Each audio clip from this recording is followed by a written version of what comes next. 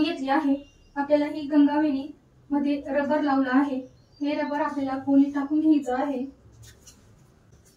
Pony tight करून घ्यायची आहे। यानंतर आपल्याला जी गंगावेणी आहे तिचे 3 भाग करून घ्यायचे आहेत। वेणी घालून घ्यायची आहे।